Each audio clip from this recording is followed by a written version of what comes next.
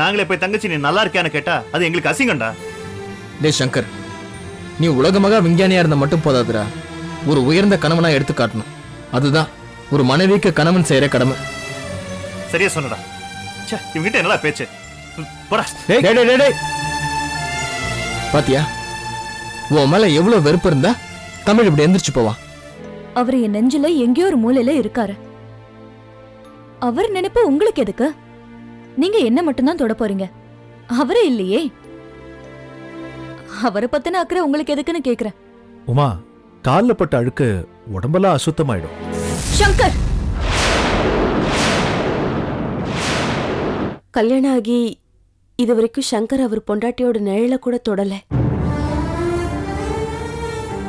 சித்ரா, நீங்க சொல்றதெல்லாம் இதெல்லாம் நானா சொல்லல தமிழ், அவரா சொன்னதுதான். ஏன் அவரை திட்டுறீங்க? அவன் செஞ்ச காரியத்துக்கு அவனை உதைக்கணும். தமிழ், பதட்டப்படாதீங்க.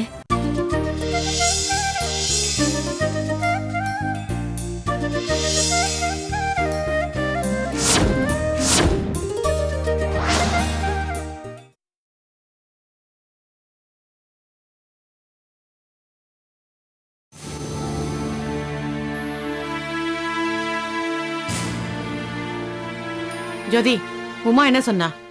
அவங்க ரெண்டு பேரும் சந்தோஷமா தான் இருக்காங்க. நீங்க இதே மாதிரி நச்சரிச்சுட்டே இருந்தீங்கன்னா இருக்கிற சந்தோஷமும் போயிடும், அவ்வளவுதான் நான் சொல்லுவேன். தீர்மானமான பதில். இத கொஞ்சம் விளாவரியா இவகிட்ட கொஞ்சம் எடுத்து சொல்லுமா.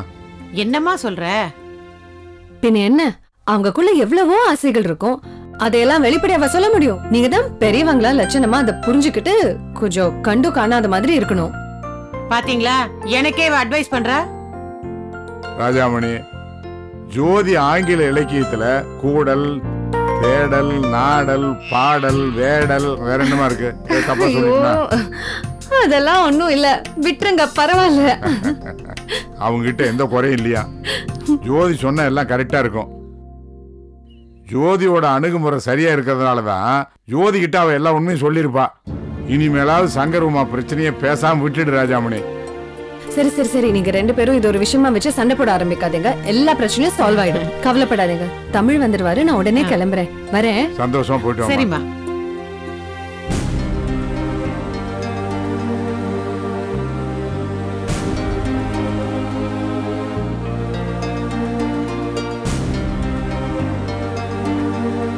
டேய், என்னடா என்ன வர வச்சுட்டு நீங்க மட்டும் சும்மா இருக்கீங்க? ஏதாவது பேசுங்கடா. என்ன பேச மாட்டீங்களா? இல்ல பேசல, நான் எழுந்து போறேன்டா. ஏய், செய்யறதையும் செஞ்சுட்டு ஏன் இப்ப அவசரப்படுற? ஏய், நான் என்னடா செஞ்சேன்? இத பாரு, உனக்கு நீ ஆசைப்பட்ட மாதிரி பொண்ணு கிடைக்கணும் நாங்க வேண்டாத தெய்வம் கிடையாது. அதுக்காக தமிழும் ஜோதியும் சிதம்பரம் வரைக்கும் போயிட்டு வந்தாங்க, உமாவையும் சமாதானப்படுத்தினாங்க. நீ ஆசைப்பட்ட மாதிரி உனக்கும் கல்யாணம் நடந்துருச்சு. இப்ப நீயும் உமாவும் சந்தோஷமா இருக்கீங்களா இல்லையான்றதுதான் எங்க டவுட்டே. டேய், என்னடா சொல்ற?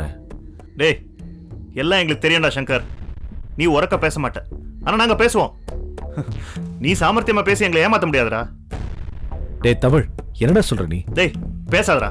உனக்கு கல்யாணம் ஆகணும்னு உங்க அம்மா பிரம்ம பிரயத்னம் பண்ணாங்கடா. பாக்குற பொண்ணெல்லாம் தனக்கு மருமகளா வரணும்னு தவம் கிடந்தாங்கடா. அவங்களுக்கு நீ செய்யற கைமாறு இதுதானா?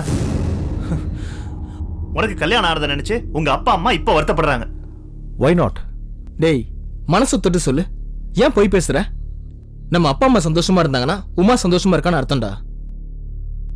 ஏண்டா, உன் வீட்டுல அந்த சந்தோஷம் இல்லைங்கிறதுனால தான்டா ஜோதியை வர சொல்லியிருக்காங்க. டேய், ரகு சொல்றதாண்டா உண்மை.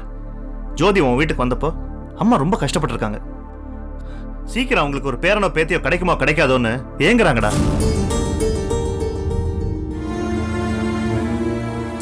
டேய், அம்மாவோட குணம் தெரிஞ்சும் நீங்க ரெண்டு பேரும் பழியை என் மேல போடுறீங்க. உமாவும் நானும் சந்தோஷமா தான்டா இருக்கோம். அப்பா மாதிரி கேலியும் கிண்டலுமா வாழ்க்கை நடத்தணும்னா அது எனக்கு பிடிக்காது. அப்படின்னா முதல் ராத்திரி அன்னைக்கு ஏன் அறையை விட்டு வெளியே வந்து படுக்கணும்? உங்க அப்பா அம்மா இப்ப வருத்தப்படுறாங்க. டேய், ஃபூல் மாதிரி பேசாதடா. கட்டில்ல படுத்தாதான் புருஷன் பொண்டாட்டி சந்தோஷமா இருக்காங்கன்னு அர்த்தமா? டேய், இவன் கல்யாணம் ஆகாதவன், இவனுக்கு ஒண்ணுமே தெரியாதுன்னு சொன்னா நம்பலாம். நீ கல்யாணம் ஆனவன்டா, நீ இப்படி பேசுறது நல்லவா இருக்கு? கணவன் மனைவி சந்தோஷமா இருக்கிறதுக்கு மாட மாளிகையும் கூட கோபுரமும் தேவையில்லடா. ஒதுங்க ஒரு சின்ன இடம் கிடைச்சாலே போதும். இதுக்கு போய் ஏதோ சொல்லிட்டு இருக்கீங்க 2 பேரும். ஏண்டா உங்களுக்கு வெக்கமா இல்லை இப்படிலாம் கேட்கறதுக்கு? டேய் சங்கர், ஏன்டா இப்ப அவனை திட்டுற?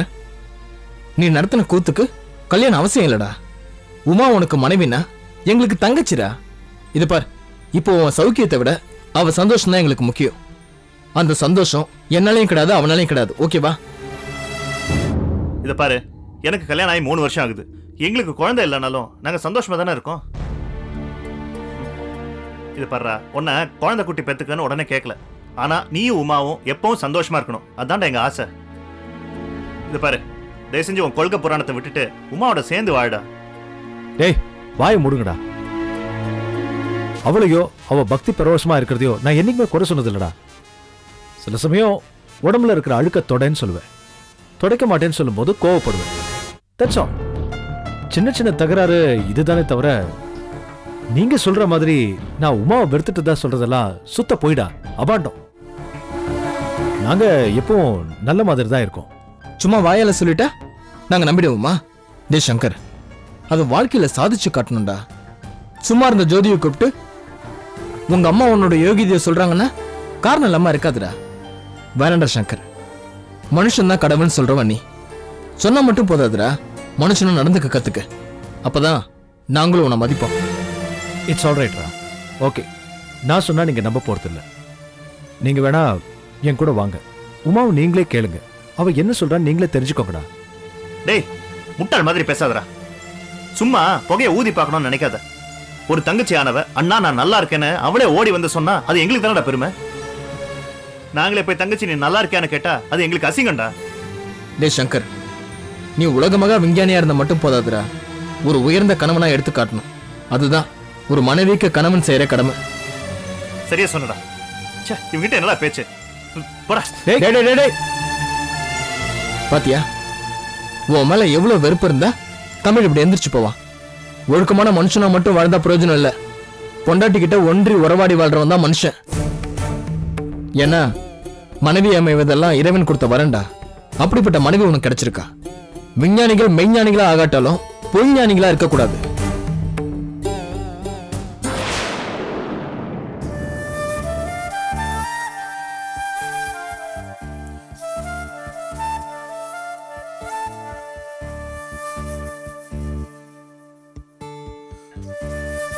உமா, என்னத்த? பை நிறைய பூ வாங்கிட்டு வந்தேன். எங்கம்மா வச்ச? எல்லாத்தையும் பூஜை ரூம்ல வச்சிருக்கேன். அவ்வளவு பூவுமா பூஜை ரூம்ல வச்ச? பூஜைக்கு தானே வாங்கிட்டு வந்தீங்க. ஏமா ஒரு முழம் பூஜைக்கு பத்தாதா? ஏமா அவ்வளவு பூவையும் வச்ச? எதுக்கு இப்ப அவ்வளவு பூ வாங்கிட்டு வந்தீங்க? உனக்காதாமா. அவ்வளவு பூவுமா? ஆமா. எனக்கு கொஞ்சம் பூ போதுமே அத்தை. உமா, பூச்சூட்டி பாக்குறதுக்கு கொஞ்சம் பூ பத்தாது. எனக்கு எதுக்கு இப்ப பூச்சூடணும்? எனக்கு ஆசையா இருக்குமா. திடீர்னு ஏன் இந்த ஆசை? என்னம்மா, ஒரு மருமகளுக்கு பூச்சூடி பாக்கணுங்கிற ஆசை மாமியாருக்கு வராதா? அதுக்கெல்லாம் நேரம் காலம் இருக்கு அத்தை. அந்த நேரம் சீக்கிரம் வராதான்னு எனக்கு ஆசையா இருக்குமா. என்னம்மா மௌனமா இருக்கே? பெண்களுக்கு பூச்சூட்டு விழா எப்போ வைப்பாங்கன்னு தெரியுமா? தெரிஞ்சுதாம்மா சொன்னேன். அந்த பாக்கி எனக்கு சீக்கிரம் வராதுன்னு. நீங்க அவசரப்படுறீங்க அத்தை. இல்லம்மா, எனக்கு தெரிஞ்சதுதான் சொல்றேன். அந்த பாக்கியம் வராதுன்னு. என்ன தெரியும்? ஜோசியரை பார்த்தேன்.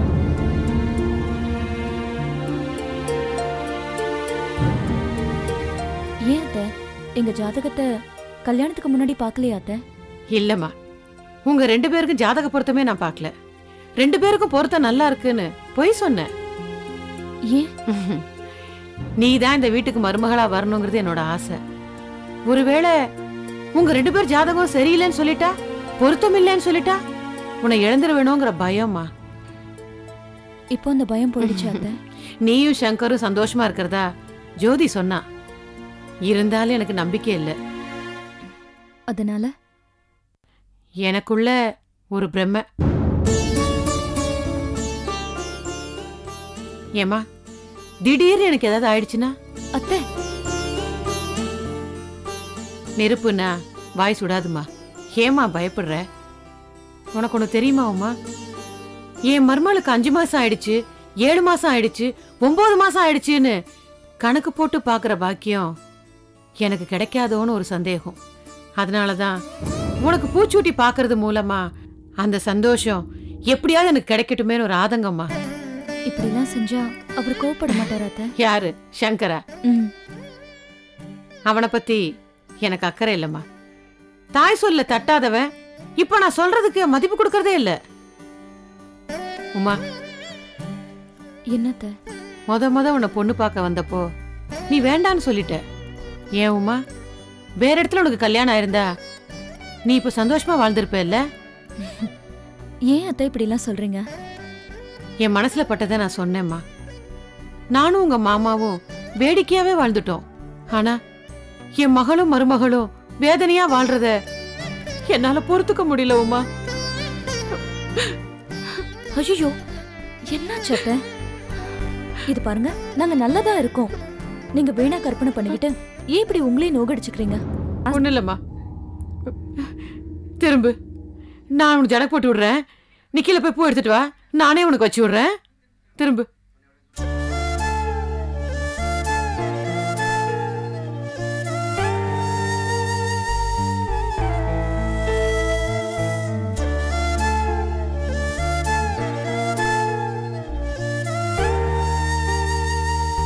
உமா, ஏமா கண் கலங்குற? நான் ஏதாவது தப்பா சொல்லிட்டேனா? ஐயோ, அப்படியெல்லாம் எதுவும் இல்ல அத்தை. எந்த மருமகளுக்கும் கிடைக்காத மாமியாரா நீங்க எனக்கு கிடைச்சிருக்கீங்க. அதை நினைச்சு நான் ரொம்ப சந்தோஷப்படுறேன். இதுக்குள்ள எனக்கு பூச்சூட்டி பார்க்கணும்னு ஆசைப்படுறீங்களே, உங்க ஆசை சீக்கிரமே நிறைவேறணும்னு நான் வேண்டிக்கிறேன். நீ மட்டும் இல்லம்மா, நானும் தினமும் கடவுளை வேண்டிட்டு தான் இருக்கேன். சரிம்மா, போய் பூ எடுத்துட்டு வா போ. ம். உமா, நான் உனக்கு பூச்சூடி விட்டவன நீ சாயந்தரம் வரைக்கும் அப்படியே இருக்கணும். சங்கர் வந்து உன்னை பார்த்து சந்தோஷப்படணும். அதை என் கண்ணால நான் பார்க்கணும். சரியா? போமா.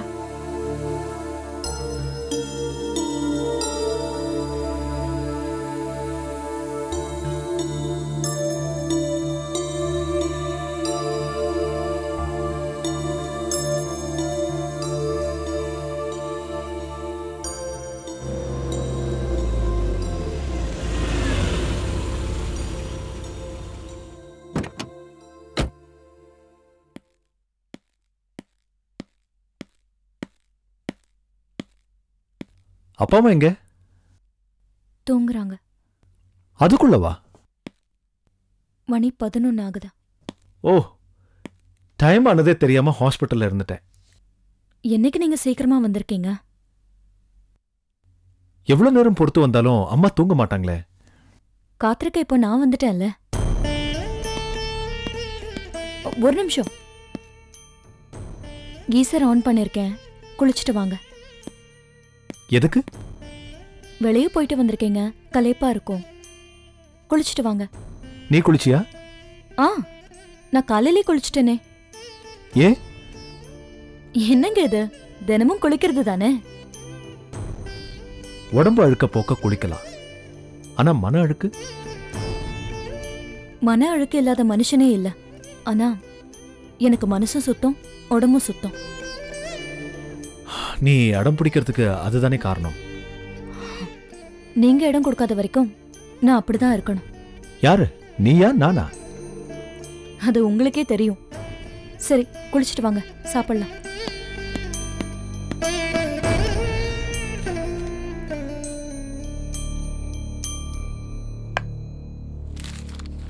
உமா, பால் வச்சுட்டு போற எதுக்கு? உங்களுக்கு தான். எனக்கா? ஆமா, பால் சாப்பிட்டா சூடு தனியும். எனக்கு மட்டுமா? கணவன் குடிச்ச பாதி பால மனைவிக்கு கொடுப்பாங்கன்னு கேள்விப்பட்டிருக்கேன். அந்த கொடுப்பனை தான் எனக்கு கிடைக்கவே இல்லையே. நீதான் விரதத்தை விட மாட்டேங்கிறியே. நீயா தலையில மண்ணவாரி போட்டுக்கிட்டா அதுக்கு நான் என்ன பண்றேன்? உங்களுக்கு விருந்து படைக்கதான் என்ன கூட்டிட்டு வந்தீங்க. இப்போ விரதம் இருக்கிறது நான் இல்ல, நீங்க. நீ எந்த விருந்த சொல்ற? நீங்க எந்த விருந்த பத்தி கேக்குறீங்க? உன் கழுத்துல தொங்குற அந்த சின்னம் மூட நம்பிக்கைக்கு விருந்து வைக்க சொல்றியா? எதுக்கும் ஒரு அளவு இருக்கு. உங்களுக்கு பயமா இருந்தா விட்டுடுங்க. பயமா? கவசம்னு நான் சொன்ன இந்த சிவனுக்கு, சின்னம்னு நீங்க சொன்ன இந்த முக்கண்ணனுக்கு நீங்க பயப்படுறீங்க.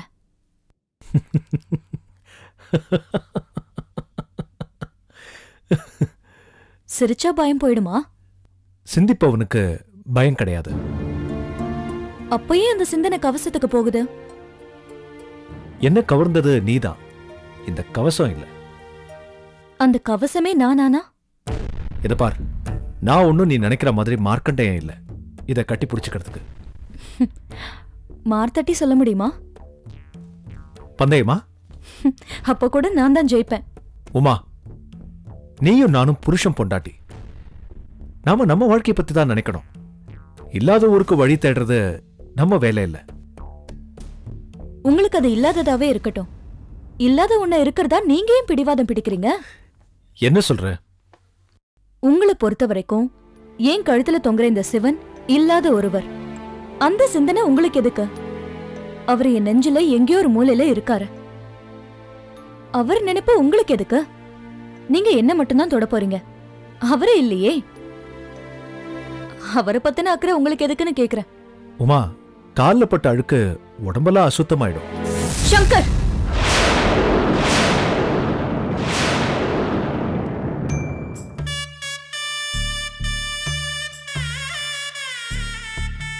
பொறுமைக்கு ஒரு எல்லை இருக்கு.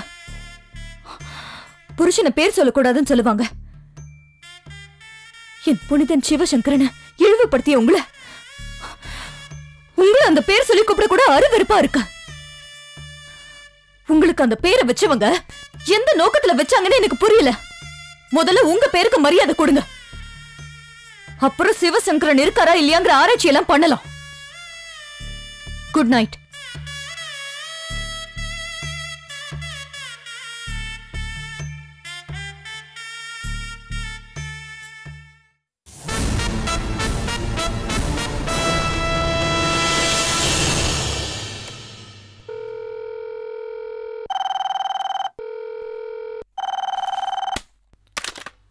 ஹலோ.